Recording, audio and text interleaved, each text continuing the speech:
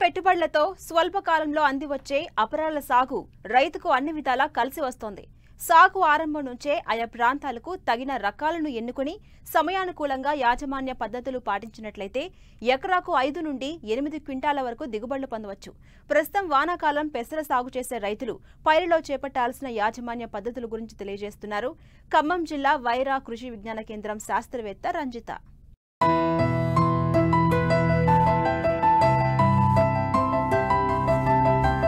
పెసర పంటను వర్షాధారంగా నీటిపారుదల కింద 3 కాలాల్లోనూ రైతులు సాగు చేస్తున్నారు.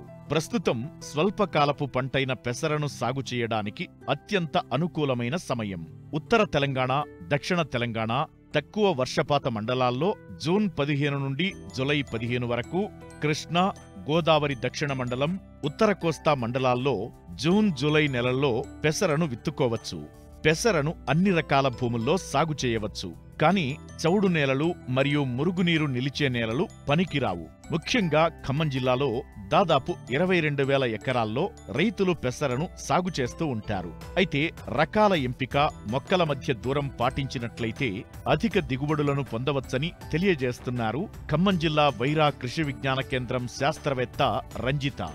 ఖమ్మం జిల్లాలో చూసుకున్నట్లయితే ఈ వానాకాలం 2021లో కనుక చూసుకున్నట్లయితే 22,000 ఎకరాలలో పెసర సాగు చేసే అవకాశం ఉంది. ఈ పెసర పంట సాగు చేసే ప్రాంతాలు కనుక చూసుకున్నట్లయితే పూర్తి మెట్ట పంటగా సాగు చేసే అవకాశం ఉంది. ఇంకా కొన్ని చోట్ల వరి కన్నా ముందు పచ్చిరొట్టె పైరుగా కానీ లేదా విత్తనానికి కానీ వరి కంటే ముందు సాగు చేయడానికి అవకాశం ఉంది. అయితే పెసర సాగు చేసే నేలలు కనుక చూసుకున్నట్లయితే అన్ని నేలలు పెసర సాగుకి బాగా అనుకూలం. సమయం కనుక చూసుకున్నట్లయితే ఇప్పుడు తొలకరి వర్షాల సమయంలో జూన్ 15 నుంచి మొదలుపెట్టి జూలై 15 వరకు ఈ పంటని విత్తుకోవచ్చు. తేలికపాటి నేలలైతే కనుక కనీసం పైపొర 60 మిల్లీమీటర్ల వరకు వర్షం కురిసిన తర్వాత, అదే బరువాటి నేలలు కనుక చూసుకున్నట్లయితే 75 కనీసం 60 నుంచి 75 మిల్లీమీటర్ల వరకు వర్షం కురిసిన తర్వాత, అంటే నేల మంచి పదును ఉన్న సమయంలో కనుక ఇది విత్తుకున్నట్లయితే నేలలో ఉన్న భూమిలో ఉన్న వేడి తగ్గి విత్తనం మంచి మొలక రావడానికి అవకాశం ఉంటుంది.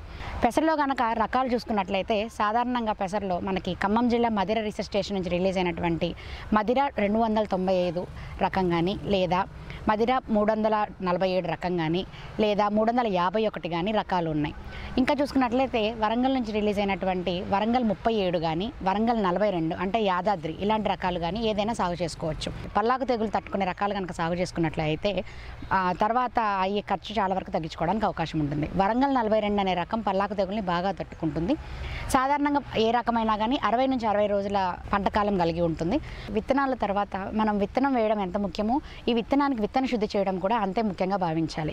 విత్తన శుద్ధి కనుక చూసుకున్నట్లయితే పెసరకి ఇమిడాక్లోప్రిడ్ అనే మందుతోటి 1 కిలో విత్తనానికి 5 మిల్లీలీటర్ల చొప్పున కలిపి విత్తన శుద్ధి చేసుకున్న తర్వాత బయో ఫెర్టిలైజర్ అయినటువంటి ట్రైకోడర్మా కానీ లేదా రైజోబియం కానీ దేనితో కానీ విత్తన శుద్ధి చేసుకొని నీడలో ఆరబెట్టి విత్తనాన్ని విత్తుకున్నట్లయితే చాలా వరకు, అంటే మొదట 15 నుంచి 20 రోజుల వరకు వచ్చి చీడపీడల నుంచి చాలా వరకు మనం పంటను కాపాడుకోవడానికి అవకాశం ఉంటుంది. విత్తే పద్ధతి కనుక చూసుకున్నట్లయితే ఇది ఎకరానికి వచ్చేసి వానాకాలంలో కనుక చూసుకున్నట్లయితే ఎకరానికి 6 కిలోల వరకు విత్తనం సరిపోతుంది.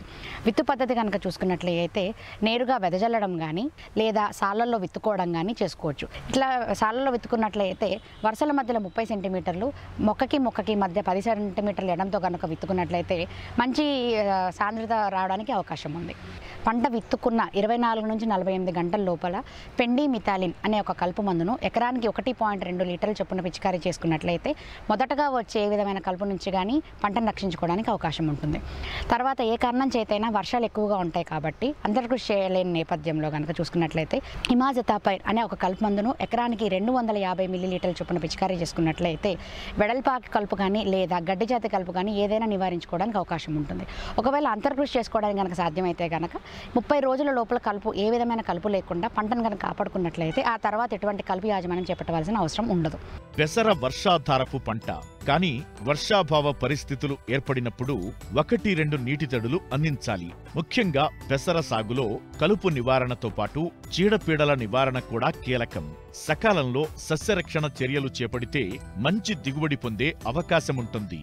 చీడపీడలు కనుక చూసుకున్నట్లయితే సాధారణంగా మొదట 10 నుంచి 15 రోజులప్పుడు మనకి విత్తనం మొలకవెత్తిన వెంటనే చిత్తపురుగులు అనేవి ఎక్కువ రావడానికి అవకాశం ఉంటుంది కాబట్టి దీని నివారణకు గాను క్లోరోపైరిఫాస్ అనే ఒక మందు చీడపీడల మందును ఎకరానికి 1 లీటర్కి 2.5 మిల్లీలీటర్ల చొప్పున 200 లీటర్ల నీటిలో కలిపి పిచికారీ చేసుకున్నట్లయితే చాలా వరకు కంట్రోల్ చేయడానికి అవకాశం ఉంటుంది. నీటి యాజమాన్యం కనుక చూసుకున్నట్లయితే సాధారణంగా ఇది వానాకాలంలో పండించే పంట కనుక ఒకవేళ నీరు పెట్టలేని పక్షంలో ఏదైనా బెట్ట పరిస్థితులు కనుక వచ్చినప్పుడు కీలక దశలు కనుక చూసుకున్నట్లయితే సాధారణంగా విత్తిన వెంటనే ఒకసారి, తర్వాత పూత దశలో ఒకసారి, పిందె దశలో ఒకసారి, నీటి కాయలో గింజ నిండేటప్పుడు ఒకసారి ఈ కనుక కీలక దశలుగా గుర్తించుకొని ఇప్పుడు కనుక నీరు పెట్టుకున్నట్లయితే మనకి చాలా వరకు మంచి దిగుబడి తీసుకోవడానికి అవకాశం ఉంటుంది. సాధారణంగా పెసరలో ముఖ్యంగా ఇబ్బంది పెట్టేది పల్లాకు తెగులు తట్టుకునే రకాలు కనుక సాగు చేసినట్లయితే ఒక 5% 1-2 మొక్కలు అక్కడక్కడ చూసుకోవడం మనకి పల్లాకు తెగులు వచ్చిన మొక్కలు కనపడతాయి.